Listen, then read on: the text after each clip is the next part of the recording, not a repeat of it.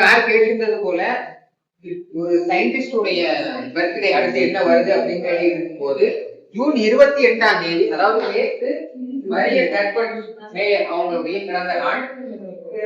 பெருசா என்ன கண்டுபிடிச்சாங்க, சாதாரண ஒரு நியூக்ளியர் ஷெல் மாடலுடைய ஒரு பேப்பர் பப்ளிஷ் பண்ணவங்க அப்படிங்கிற மாதிரி தான் இன்டர்நெட்ல கூட அவங்க பத்தி டீடைல்ஸ் இருக்கு.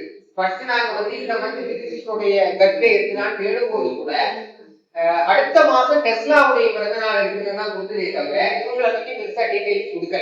அதுக்கப்புறமா சில வெப்சைட்ல போய் தேடி பார்க்கும் போதுதான் அவங்க எந்த அளவுக்கு கஷ்டப்பட்டு இன்னைக்கு நியூக்ளியர் ஷெல் மாடலை கண்டுபிடிச்சிருக்காங்க. அது அதுக்கப்புறமா இருந்த குவாண்டம் மெக்கானிக்ஸா இருக்கட்டும், நியூக்ளியர் பிசிக்ஸ், பார்ட்டிகல் பிசிக்ஸ்ல எந்த அளவுக்கு யூஸ்ஃபுல்லா இருக்குது அப்படிங்கறத பத்தியும் இவங்களோட லைஃப் ஹிஸ்டரி பத்தி ஒரு சின்ன பிரீஃப் வந்து பார்க்கலாம். வழக்கம் போல இருக்கிறதுல ஸ்லைட்ஸ் அதுல இருக்கக்கூடிய டெக்ஸ்ட படிங்க அந்த மாதிரி இல்லாம கொஞ்சம் இன்டராக்டிவா கொண்டு போலாம்னா இந்த டீம்ல வந்து ரெடி பண்ணிருக்கோம். உங்களுக்கு ஏதாவது சந்தேகங்கள் இருக்குதுன்னா கேளுங்க. இப்போதைக்கு எனக்கு தெரிஞ்சதை கிளாரிஃபை பண்றேன், அதுக்கு மேல உள்ளதே நம்ம அதுக்கப்புறம் கிளாரிஃபை பண்ணுவோம். ஓகே, நியூக்ளியர் ஷெல் மாடல் பத்தி படிச்சிருக்கீங்களா யாராவது? எல்லாருமே படிச்சிருக்கீங்க. ஃபர்ஸ்ட் ஆஃப் ஆல் கிரீக்ஸ் உடைய நம்பிக்கை, கிரேக்க நாட்டில் இருந்தவங்களுடைய நம்பிக்கை மற்றும் உலக நாடுகளிலேயே ஒரு அணுவை வந்து ஒரு பொருளை எந்த அளவுக்கு பிரித்து பிரித்து நம்ம கொண்டு போறோமோ இறுதியில ஒரு நிலையில பிரிக்க முடியாது அப்படின்னு ஒரு அனுமானம் இருக்குது. அந்த இறுதியான இதற்கு பேர் தான் ஆட்டம் அப்படின்னு சொன்னாங்க. ஆனால் அதற்கு அடுத்தடுத்து வந்த, அதாவது நியூட்டனுடைய மெக்கானிக்ஸ் சொல்லுவாங்க, நியூட்டனுடைய கண்டுபிடிப்புகள் டிஃபரன்ஷியல் கால்குலஸ் எல்லாம் வந்ததுக்கு அப்புறமாக ஆட்டம் பத்தின புரிதல் கொஞ்சம் கொஞ்சமா மாற ஆரம்பித்தது. முதல்ல ஆட்டம்ங்கிறது ஒரு பிரிக்க முடியாத பொருள், அது கண்ணுக்கு தெரியாம இருக்கும் அப்படின்னு ஒரு தூசி அளவுக்கு இருக்கும்னு நினைச்சாங்க. ஆனா அதுக்குள்ள நம்ம போக போக போக அதனுடைய ரேடியஸ், அட்டாமிக் ரேடியஸ் பத்தி எல்லாம் நம்ம கண்டுபிடிக்க ஆரம்பிச்சோம். அடுத்து சோமர்ஃபெல்ட் ஆட்டம் மாடல் வந்தது. அதற்கு முன்பு இருந்த ஒவ்வொரு சயின்டிஸ்டுமே போர்ஸ் ஆட்டம் மாடல் வந்தது. எல்லா ஆட்டம் மாடலுக்குமே ஒவ்வொரு இம்ப்ரூவ்மெண்டோடய வர ஆரம்பிச்சது. குவாண்டம் மெக்கானிக்ஸ் உடைய வளர்ச்சிக்கு கூட ஆட்டம் மாடல் இருந்தது. ஃபண்டமெண்டல் பார்ட்டிகல்ஸ் பத்தி எல்லாம் கண்டுபிடிக்க ஆரம்பிச்சோம். ஆனா 1950கள் வரைக்கும் ஒரு ஸ்டேபிளான ஆட்டம் மாடல் வந்து கண்டுபிடிக்கப்படல. அதற்கான தேவை இருந்தது. அதை எப்படி மேயர் கண்டுபிடிச்சாங்க அப்படிங்கிற கதையெல்லாம் பார்க்க போறோம். மேயர்ஸ் அப்படிங்கிற இவங்க வந்து பிறந்தது ஜெர்மனி நாட்டில் இருக்கக்கூடிய கட்டோபிட்ஸ் அப்படிங்கிற ஒரு நகரத்துல 1906ஆம் ஆண்டு பிறக்கிறாங்க. இவங்களுடைய ஃபேமிலி கதையை கேட்டாலே கொஞ்சம் ஃபேசினேட்டிங்கா இருக்கும். இவங்களுடைய ஃபேமிலியில இவங்க அப்பா ஒரு ப்ரொஃபசர், 6வது தலைமுறை ப்ரொஃபசர். இப்போ பாத்துக்கோங்க, இவங்க ஃபேமிலியில 7வது தலைமுறையா டாக்டரேட் பண்ணவங்க, அது ப்ரொஃபசரா வந்தவங்க. ஒரு 7வது தலைமுறை ப்ரொஃபசர் தான் இவங்க மரியம். அதுக்கு அப்புறமா இவங்களுடைய குடும்பம் அந்த ஜெர்மனில இருந்து இன்னொரு நகரத்துக்கு போகுது. அந்த காலகட்டத்துல முதலாம் உலக போர் வந்திருந்ததுனால ஒவ்வொரு நகரங்களுக்கு இடம்பெயர வேண்டியதா இருந்தது. அவங்களுடைய எஜுகேஷனை வந்து ஜெர்மனிலேயே முடிக்கிறாங்க. அடுத்து உலகத்தில் இருக்கக்கூடிய பல்வேறு யூனிவர்சிட்டிஸ்க்குமே வந்து ட்ரை பண்றாங்க. அந்த வகையில் யூனிவர்சிட்டி ஆஃப் கொலம்பியாவுக்கு 1939ஆவது வருஷம் ட்ரை பண்றாங்க. இங்க நீங்க பாத்தீங்கன்னா தெரியும், வாலண்டியர் ஒன்லி அப்படின்னு. இவங்க வேலை பார்த்த காலத்துல சுமார் 13-14 வருடங்கள் இவங்க வந்து எந்தவித ஊதியமும் வாங்காம அமெரிக்க பல்கலைக்கழகத்துல வாலண்டியரா வேலை பார்த்தாங்க. இவருடைய கணவரும் ஒரு ப்ரொஃபசர் தான். ஆனா அவங்களுக்கு கிடைக்கிறது போல இவங்களுக்கு வந்து வாய்ப்பு கிடைக்கல. முதல்ல பெண்ணுங்கிறதுனால ஒரு அடிமைத்தனத்தை வந்து அன்றைக்கும் எதிர்கொள்ள வேண்டியது இருந்தது. அமெரிக்கா போன்ற ஒரு வளர்ந்த நாட்டிலே எதிர்கொள்ள வேண்டியது இருந்தது. அதற்கு அடுத்தபடியா இவர் ஒரு ஜெர்மானியர்.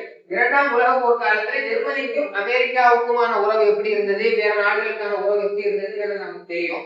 அந்த வகையில அமெரிக்காவில போய் இவங்க ஆராய்ச்சி பண்றத அமெரிக்க பல்கலைக்கழகங்கள் அவ்வளவா ரசிக்கவில்லை. முழுக்க முழுக்க தன்னுடைய செலவிலேயே இந்த ஷெல் மாடலுக்கான ஆராய்ச்சிகளை கொஞ்சம் கொஞ்சமா மேற்கொள்ள ஆரம்பிக்கிறாங்க. அப்பொழுது இவங்க பேசிட்டு இருக்கும் போதுதான் என்ரிகோ ஃபெர்மி அவர்களுடைய ஒரு 1930கள் நினைக்கிறேன், அவங்க என்ரிகோ ஃபெர்மி வந்து ஒரு லெக்சர் கொடுக்கிறாரு. அந்த லெக்சரை கேட்டதுக்கு அப்புறமாக தான் அட்டாமிக் ரேடியஸ் ஸ்டெபிலிட்டிக்காக ஏதோ ஒரு காரணம் இருக்கிறது. ஒரு ஆட்டம் ஸ்டேபிளா இருக்கிறதுக்கு பின்னாடி, ஒரு ஆட்டம் வந்து இதற்கு முன்னாடி இருந்த அனுமானங்கள் அப்படின்னு பாத்தீங்கன்னா, போருக்கு முன்னாடி இருந்த எல்லா ஆட்டம் மாடலுக்குமே நியூட்டன் மெக்கானிக்ஸ் படி பாத்தீங்கன்னா அந்த ஆட்டம் வந்து இருக்கவே முடியாது. எலக்ட்ரான்ஸ் வந்து நியூக்ளியஸ் கூட மோதி அந்த ஆட்டமே கொலாப்ஸ் ஆக வேண்டிய நிலைமை ஏற்படும். ஆனா அப்படி ஒரு விஷயம் நடந்ததுன்னா இன்னைக்கு நம்ம பார்க்கக்கூடிய உலகம் எதுவுமே இருக்காது. Because all consist of atom. Atoms மாலிகுல்ஸா மாறுது. மாலிகுல்ஸ் நம்ம உடம்புல இருக்கக்கூடிய டிஎன்ஏ செல்ஸ், அமினோ ஆசிட்ஸ் உருவாகுது. அதற்கு மேல செல்ஸ் வந்து டெவலப் ஆகுது. அதற்கு மேல டிஷ்யூஸ் டெவலப் ஆகுது, போன்ஸ் டெவலப் ஆகுது. இது எல்லாமே சேர்ந்துதான் மனிதர்கள் என்கிற நாமே உருவாயிருக்கும். அதனால ஆட்டம் மாடல்ங்கிறது ஏதோ புக்கோட முடிஞ்சு போற விஷயம் கிடையாது. உலகத்துல இருக்கக்கூடிய யூனிவர்ஸ்ல இருக்கக்கூடிய எல்லாமே ஆட்டம் மாடல் பேஸ் தான். அப்போ ஸ்டேபிளான ஆட்டம்ஸ் தான் என்னவா இருக்கும் அப்படிங்கிற கேள்வி வரும்போதுதான் இவங்க பப்ளிஷ் பண்ண பேப்பர் 1949ஆம் ஆண்டு அமெரிக்கன் பிசிக்கல் சொசைட்டியினுடைய ஒரு ஜேர்னல்ல வெளிவருது. இவங்க ஜேம்சன் அப்படிங்கிற இன்னொரு பிசிசிஸ்ட் கூட சேர்ந்து அவர் தான் ஃபாதர் ஆஃப் செல் மாடல்னு சொல்லுவாங்க. அவரும் இவங்களும் சேர்ந்துதான் இந்த மேஜிக் நம்பர்ஸ் அப்படின்னு சொல்லுவாங்க 2, 8, 32, 58 இந்த மாதிரியான நம்பர்ஸ்ல இருக்கக்கூடிய அட்டாமிக் நம்பர் இருக்கக்கூடிய ஆட்டம்ஸ் எல்லாமே ஸ்டேபிளா இருக்கும். ஹீலியம், ஆக்சிஜன், அதுக்கப்புறமா கால்சியம், லெட், டின் போன்ற மெட்டல்ஸ் எல்லாமே ஸ்டேபிளா இருக்கும். அதனுடைய ஆர்பிட்ஸ் எல்லாமே கம்ப்ளீட் ஆகி இருக்கும். அதாவது நம்ம முதல்ல பார்த்துட்டு இருந்தது எலக்ட்ரான்ஸ் மட்டும்தான் ஆர்பிட்ல சுத்தி இருக்கும். வேலன்ஸ் பேண்ட் எலக்ட்ரான்ஸ் எல்லாம் படிச்சிருப்போம். ஒரு குறிப்பிட்ட லெவலுக்கு மேல எலக்ட்ரான் எனர்ஜி லெவலுக்கு வந்து ஃபில் ஆச்சு அப்படின்னா ஒரு எலக்ட்ரான் ஸ்டேபிளா அந்த ஒரு ஆட்டம் ஸ்டேபிளா இருக்கும் நம்ம பார்த்துப்போம். ஆனா அட்டாமிக் லெவல்ல ஒரு ஆட்டம் எப்படி ஸ்டேபிளா இருக்கும் அப்படிங்கறத இன்ட்ரோடியூஸ் பண்ண இவருடைய தியரி இவங்களோட தியரி தான். முதல்ல நியூக்ளியர், அதுக்கு முன்பாகவே நியூக்ளியர் வெப்பன்ஸ் எல்லாம் கண்டுபிடிச்சிருந்தாலும் கூட அதற்கு தொடர்ந்து வந்த இன்னைக்கு உலக அளவில் யூஸ் பண்ணக்கூடிய குவாண்டம் கம்ப்யூட்டிங் டெக்னாலஜி, அதுக்கப்புறமா வேறு பல டெக்னாலஜிஸ்க்கு கூட நியூக்ளியர் ஷெல் மாடல் தான் இப்ப இருக்கிறதுலயே one of the sophisticated best model அப்படின்னா நியூக்ளியர் ஷெல் மாடல் அப்படின்னு தான் சொல்லணும்.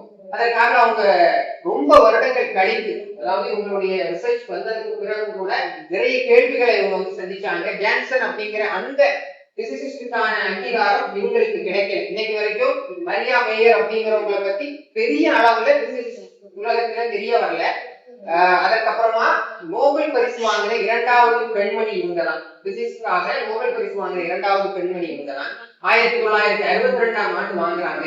அது வரைக்குமே முழுக்க ஒரு கெஸ்ட் லெக்சரராக அமெரிக்காவில் இருக்கக்கூடிய பல பல்கலைக்கழகங்களுக்காக பாடம் நடத்திட்டாங்க. இவங்களுக்கு எந்தவித சேலரியும் வழங்கப்படல.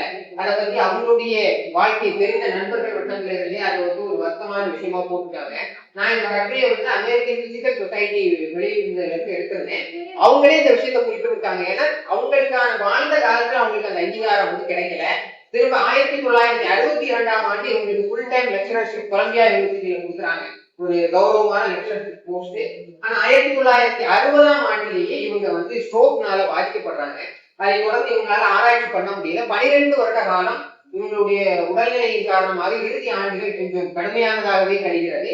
1972ஆம் ஆண்டு இவங்க வந்து உயிரிழக்கிறாங்க. ஆனா இன்னைக்கும் ஷெல் மாடலை தெரிந்த அளவிற்கு இவங்களை பற்றிய ஒரு விழிப்புணர்வு இல்லை. ஏன்னா நம்ம புத்தகங்களை படிக்கும் போது கூட சோமர்ஃபீல்ட் மாடல், அதற்கு அடுத்து வந்த போர் அட்டாமிக் மாடல், அது போன்ற வரைக்கும் நம்ம படிக்கிறது போல ஷெல் மாடலையும் அதற்கு பின்னாடி இருந்த பிசிக்ஸ் பற்றியும் நம்ம பார்க்கல. 1963ஆம் ஆண்டு எங்களுக்கு வந்து நோபல் பரிசு கிடையாது. ஜான்சன் அப்படிங்கிற அந்த அறிவியலாளருக்கும் இன்னொருத்தருக்கும் சேர்த்து 3 பேருக்குமா சேர்த்து இந்த நோபல் பரிசு வந்து கொடுக்குறாங்க. ஆனா இந்த டிஃபரன்ஷியல் கால்குலஸ்ல மட்டுமே கால்குலேட் பண்ணிட்டு இருந்த விஷயத்தை ஒரு நம்பர் பேஸ்டா ஒரு ஆட்டம் எப்படி ஸ்டேபிளா இருக்கும், எனர்ஜி லெவல் எதற்காக தேவைப்படுகிறது, அந்த ஒரு கோர் லெவல் அட்டாமிக் அண்டர்ஸ்டாண்டிங் கொடுத்தது எங்களுடைய பேப்பர் தான். அதுக்கப்புறமா நிறைய ஃபண்டமெண்டல் பார்ட்டிகல், போசான் போன்ற ஃபண்டமெண்டல் பார்ட்டிகல், ஸ்ட்ரிங்ஸ் தியரி போன்ற பல தியரிஸையும் கூட இவங்களுடைய ஷெல் அட்டாமிக் மாடலுக்கான பங்கு ரொம்ப முக்கியமானது. ஒரு வகையில பார்க்க போயிருந்தா இவங்களுக்கான சரியான அங்கீகாரம், சரியான லேப்.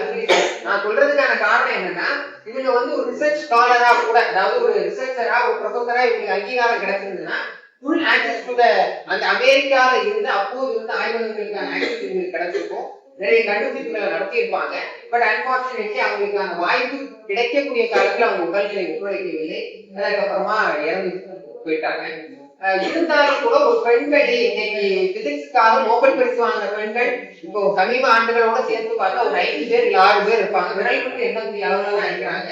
அந்த காலத்திலேயே பல கட்ட ஒழுங்குமுறைகளையும் கட்டுப்பாடுகளையும், அதே ஒரு ஜெர்மனிங்கிற ஒரு நாட்டுல இருந்து இன்னொரு நாட்டுக்கு குடியேறி, அமெரிக்காங்கிற நாட்டுக்கு குடியேறி தன்னுடைய சுய விருப்பத்திற்காகவே இந்த ஆராய்ச்சிகளை நடத்தி கடைசியில அவங்களுடைய இடத்தை வந்து அவங்க பிடிச்சிட்டு போயிருக்கிறாங்க. ஒரு நோபல் பரிசு பெற்ற ஒரு விஞ்ஞானிதான் மரியா. இவங்களுடைய இதைத்தான் பிரீஃபா பார்த்துருக்கோம். இவங்கள போல இனி இருக்கக்கூடிய எல்லா சயின்டிஸ்ட பத்தியும் அடுத்தடுத்த செஷன்ஸ்ல ஒவ்வொருத்தரா வந்து நம்ம செமினார்ல பிரசன்ட் பண்ணலாம். உங்களுடைய லைஃப் ஹிஸ்டரி எல்லாம் படிச்சு பாத்தீங்கன்னா இன்னும் கொஞ்சம் ஃபேசினேட்டிங்கா இருக்கும். எப்படி நம்ம மேரி கியூரியை பாக்குறோமோ அதே போல ஒரு ஹஸ்பண்ட் அண்ட் ஒய்ஃபா இவங்க பண்ண